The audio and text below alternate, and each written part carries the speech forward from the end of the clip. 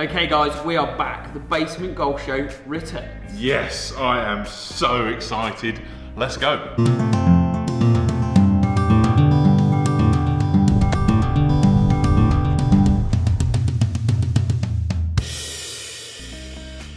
So first of all, I think we need to address the elephant in the room, Adam. Why are we sat here and not in the basement?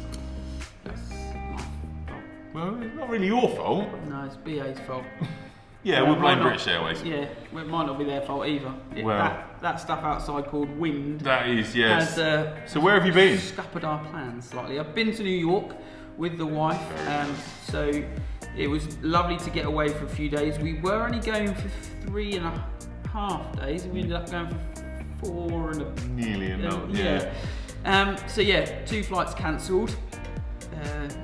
Credit card had to take a bit of a battering. And also... The European Tour has stitched us up. There's no event this week. What is going on? What is our luck like? So, Brink's back, Basement's back, and then all of a sudden, there's nothing to talk about. Thanks, European Tour. Okay, on to the first port of call, rounding up last week's events. A couple of really exciting events on both tours. And I was lucky enough, obviously, with the AT&T Pebble Beach Pro-Am, I could watch it at normal time, which was quite nice. So weird to watch PGA Tour coverage in the middle of the day. Yeah, not be asleep. Yeah, it was brilliant. So 3 nice courses down there. So you've got Pebble Beach, which is obviously the star of the show, and Nick Taylor got it done. Yes, he did. So a nice win for Canada. Obviously, I don't know if you saw, but Nick Taylor using a little bit of aim point there. It's definitely becoming much more visual this year. It's becoming a bit more accepted, I think, culturally to use it. Yep. And also you'll see, if you don't see some of the players using it, some of the caddies definitely stepping in and getting their read, so they're there to help their player if needed. Yeah, definitely, and also part of the process either before tournament days or off camera, a lot of it's being used. So yeah, really good for Aimpoint and the brand, and yeah, good exposure for an excellent system that we both use. Definitely. So yes, Nick Taylor winning on the PGA Tour, European Tour down in Australia. So yeah, so we had the Vic Open, and what a fantastic event. Yeah. Such an open event. You can go anywhere, so there's no ropes, spectators free to roam the grounds. A lot of stuff on social media this week about taking the dogs for a walk around the golf course. Was interesting, wasn't which is just an interesting take. Another good thing from the European Tour, being a bit different. Yeah. Allowing this to happen, and it's obviously a mixed event as well. Yes. Ladies and the gents event being played on the same course at the same time. Yeah, and again, another example of European Tour just trying things, not being afraid to test something out. So no ropes, allowing dogs, letting the spectators feel like they've got much more immersive experience. And they were saying on the coverage that the Vic Open had got to the point where it was almost being lost from the schedule. Yeah. But by including the ladies tournament in it, it allows that event to stay. An event that's been around for a long, long time. Yeah, definitely. And a winner? Yes, a winner in Lee Min Woo. Yes. Yes, I have got it written down. Obviously, he is the brother of Min Ji Lee, who's a 2-time winner of the same event. So to have a brother and sister winning the same event is quite unique. She does nice still story. Have the bragging rights. Oh, definitely, she still has the bragging rights. She's got 2 of those trophies on the old mantelpiece at home. But again, another nice feel-good story for golf, which is always a good thing. So on to this week's tournaments. Yeah, so we've got the Genesis Open, hosted by Mr. Woods, I believe. Yes. He's won a few things apparently that He way. has, and it's always much more exciting when he's involved in any tournament. Everything seems to, the media coverage seems to ramp up a notch, and an amazing golf course too. Riviera Country Club, if you haven't seen it, make sure you watch some of the footage this week. This place is incredible. So the country club, the clubhouse up on the hill as you play down 18, it's got a nice short drivable par 4. Just a really, really good golf course. Yes, and again, another staple tour venue year after year. Been around a long time. It comes to that time now where we have to pick our winners. And welcome to the 2 people that are just about to miss the cut. Yeah, sorry guys. Our record isn't good in this regard, but we're going to plough on nonetheless. Yeah. Who are you going with this week? So I'm going to go with John Rahm. So the PGA Tour do some power ratings. His power rating for this tournament is very, very good, as it is for every tournament he plays in now. He's got to that point in his career. I say that point in his career because he's still very, very new to the golfing scene. But he's won 3 or 4 times in the last 12 months. He's got that race to Dubai. He's got just so many things on that resume in a very, very early stage in his career. Yeah, and every time that he tees it up, he is up there in the mix. In the betting, you've got the betting up on the screen, you can see now. He's always going to be up there, in and around, giving himself hopefully a nice chance to win. Just drives it a long way, putts well, and when you do that, you're not going to be too far away. Speaking of driving it a long way, I'm going for Rory. I know, yes, he's the favourite. It's quite an easy pick, but I just think his game is He's done it to him now, hasn't he? Yeah, he's going to miss the cut. Yeah, sorry. World number 1, just gone back to world number 1, and Simon's made him miss the cut. Yeah, sorry about that. You heard it here first. It is my fault. I'll take full responsibility, Rory. But yeah, hopefully we're going to start to see 2020 be almost like riding a crest of a wave for him. Hopefully his form continues. Yeah. It's so, again, golf needs people like Rory because he is a good personality. He does wear his heart on his sleeve. He does show his emotions, which I think as general golf fans we enjoy and we appreciate. Yeah. And I think he quite rightly returned to world number 1. In my opinion, he's had the best 12 months solid golf that he's had ever in his career. Yeah. So it's just being rewarded for being good week in, week out. Yeah. Yes, we would love him to sneak another major, maybe the one that's in April that you get a little piece of clothing for. Love him to get that one, but we're not going there. Let's not get ahead of ourselves just yet. But it's one of those things that he does get stuck in that whole bracket, I think, when people go to him, oh, but he hasn't won a major. But look at his stats. Yeah. His stats are improving, the putting stat has improved dramatically as well. So he's just such a good player. Yeah, and you can't blame him for not winning a major last year. We had obviously Tiger winning at Augusta, Brooks Koepka doing what he does. Therefore, there's only 2 up for grabs. Yeah. British Open could be anyone's. British Open is literally, you could be the wrong side of the draw and you're going home. Yeah, sorry about that. You got the weather wrong. But that's why we love golf, and we also love the next segment. It is our favourite segment of the week. Tall v Small, sit back and enjoy some proximity fun. Yes. Tall v Small. So first challenge is 100 yards, 3 shots each, combined distance away from the hole. Yeah. So short, long, left and right, all added together. Let's go.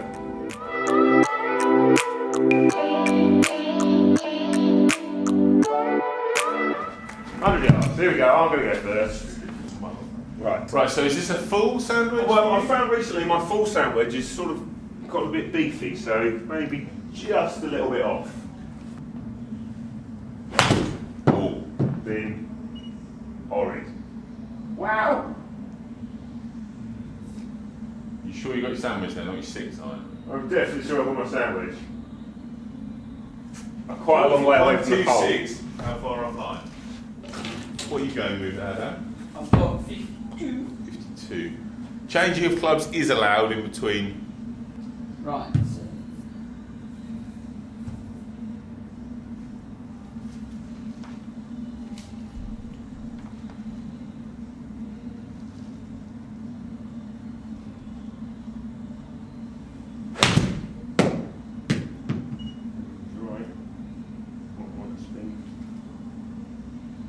Scores on the doors. 17. 70 yards. No, definitely Feet.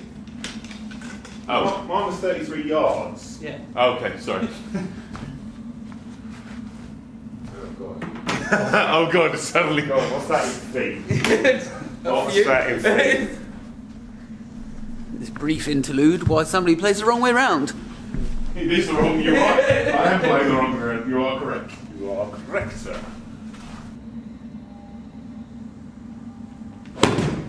Oh, that's good.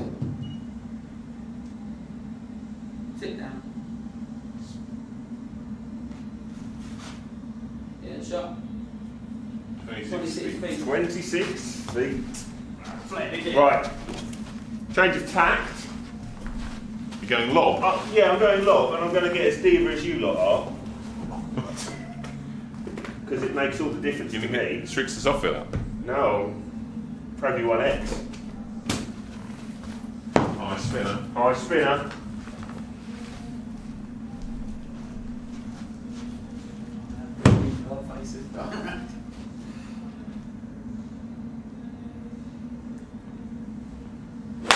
I'll thin that as well. Well, that's going to go close as well.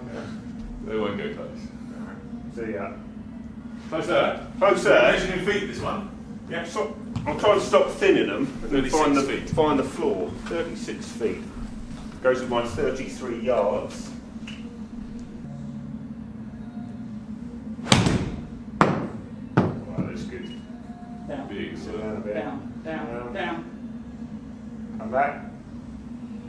Well, a little bit, but not a lot. 20 odd feet. Yeah. 21 feet.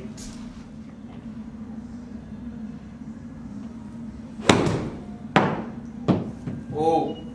Let's look. Get up. If it gets up.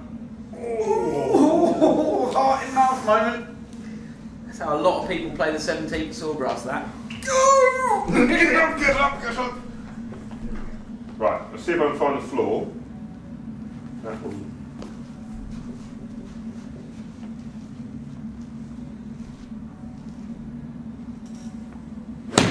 Oh, that's a nice smooth one.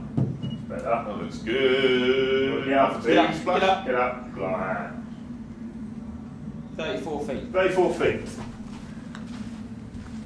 So I was closer if I'd thinned it. Oh no. In the grand scheme of things, though, that was a better golf shot. That was a better golf shot, yes. I found the floor. Right. Right.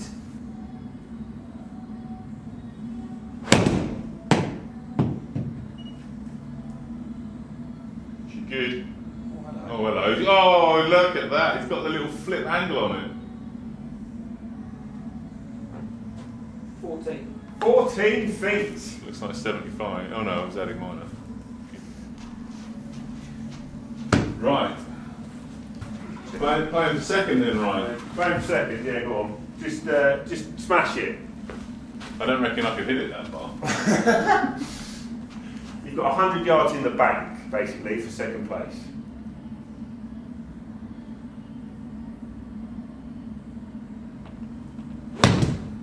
Short. Splash in. Just nothing in that at all. 82 feet. There we have a winner. Woohoo! Winner. About time. Well done. Yeah. Project win! There we are! That's it, done. See you all next year. I think that goes to show the handicapping, doesn't it? A little bit, A yeah. little bit. I mean, we all have our chance at that distance. I mean, I think next week we're doing 150 yards. Yeah. So it'll be interesting to see how handicaps come into play. I mean, obviously it's only 3 shots. Yeah, and it's one of those I would feel quite comfortable at that distance, and like 20 odd feet would annoy me from that distance a little bit. To be from between 20 and 30 feet from 100 yards, it's not that great a shot. Well, I'd be super happy putting anything 30 odd foot from 100 yards. But then that just shows the whole point of like handicap, obviously isn't it? the whole handicap and where you are. For me, I'm having to take that approach. I'm having to hit it closer because I need to go lower and lower and lower, whereas I don't have that sort of handicap to fall back on. Exactly. So it's just interesting. It's just grooving it in, but 150 and then out further from there. So that will really test all of us. Exactly. So, see you down here next week for that. Take care. Bye-bye. Yes, 1-0. Very good. From 100 yards, I did fancy my chances of being a little better than I was from 100 yards, but yeah, 3 quality shots you hit there, very well deserved. And next week, 150 yards out. Yeah, so we're going to keep sneaking out. Next 2 weeks, we've got 150 yard proximity challenge next week, 200 yard proximity challenge the week after. Yeah. So as we get further from the pin, does it change? And why are things like we do today so important? Oh, it's just because everybody bangs on about like, oh, I'm such a bad putter. Such a bad putter. Well, if you knock it to 30 feet most of the time, You're gonna be pretty. Exactly, but yeah. doesn't always tell the whole story. Neither does a green in regulation. No. Green in regulation stat used to be a really good stat. Yeah. But now all of a sudden it does tell a story, but it doesn't tell the whole story. Yeah, no one particular stat in itself tells enough of a story in this game. To be linked. Exactly, and they are all linked. So you drive it a bit further, you're going to have short shots into the green. If you've got short shots into the green, you're generally going to be close to the hole. Therefore, if you're more close to the hole, you're generally going to hold more putts. It's all exponential, isn't it? So driving the ball 20 yards further actually could help your putting, which doesn't necessarily make sense on its own. But when you look at the whole package, it is all part of it. Hence why we need to practice every single part of the game. But yes, 1-0 to you in the Tall v Small challenge. I will return next week, harder than ever for 150 from the hole. Okay, right. Question of the week. So this is going to be a weekly segment. We're going to ask you guys down the lens a very important question, and we want to know your feedback, and then we're going to discuss it next week. So what are we going to go for this week? So we were looking through YouTube, as we often do, and we stumbled across a video from a certain Peter Finch. Yes. Now Peter Finch obviously spends a lot of time working on his own game. He's very proud with the quest for the open bits and pieces. And his putting has been something that he's really focused on over the last few years, changed his putting technique, not afraid to change types of putters, etc. What's he released this week, which I found really, really fascinating? Yeah, so he's talking about an arm lock putter. So if you haven't seen one, we'll put some pictures up on the screen now. So that's obviously normal putting grip, then the shaft runs up the inside of the forearm, and then you hold it against that and then rock that back and forth. So some people that use it, Bryson DeChambeau uses it. Yes. Webb Simpson uses it. Yes. And it was maybe seen as something that people would go to once the anchoring rule had come into the game. Yeah, definitely. Yeah, when the anchoring ban came in and stopped people using belly putters and chin putters and chest putters, etc. And the question really is arm lock putting anchoring? Yeah. And if so, do you think it should be banned? I understand the anchoring rule. This isn't actually anchoring against any part of your body, it's anchoring against another limb. Yeah. So I get that side of it, but also it takes a lot of one of the wrists, one of the hands out of play. Yeah, but again, you can look at it from another way and say, actually, if a belly putter or a chest putter or chin putter, whichever way you wanted to do it, if that was so good, why didn't everybody do it? Exactly, and that's the point, isn't it? These guys are not afraid to test and use what they think is best. You're seeing a lot now of contracted players using more and more uncontracted clubs, or not even having a club contract in the first place, just at picking up the what's top best, end of the game, and using what is best for them. So they will all, I'm sure, tinkered around with belly putters and arm lock putters. Yeah. And if they found it to be beneficial, then they would have all used it. Yeah. So it's an interesting debate. It's just an interesting one, and we'd love to know what you guys think about that topic. Yeah. So we're going to go into that in a little bit more depth next week. So we'll put in the link in the description below Peter's video. Go and watch that. It's an interesting discussion on arm lock putters. Yeah. And just let us know your thoughts on that regard. Okay guys, so if you've sat with us for all this time, we'd like to give something back. Yes, so to mark the return of the Basement Golf Show, we have a giveaway. We have one of these ping crested jumpers to give away. Yours in the post anywhere in the UK. It does only come in large. Does only come in large. There is only one available. However, you have to answer a very simple question to get this. Yes. And that is, what brand is displayed here? Now, some of you will get that straight away. Some of you might have to dive into Google to try and find it. Yeah. But if you want a chance to win that top, very, very limited edition top, there are only 2 of them in existence. And I'm wearing this one and you're not having it. Yeah. So, there is only one available. Comment below the brand that this represents And yeah, good luck to it. We will pick a random winner at the start of next week's show. Yes. And anytime we get any opportunity to give anything away to you guys, we will be doing it. There will be a 1,000 subscriber massive giveaway that we have been planning for quite a while now. We are feeling like we're so close to that Get now. everyone that you know. Yes.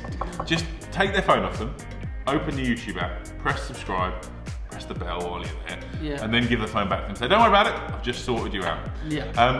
So as soon as we hit 1,000 subscribers, there will be another big giveaway. We will be trying to give giveaways as often as we can. Yes. And I don't think there's anything left to say, is there? No, just that we're back, the European tour's not, and we'll see you all next week. Bye.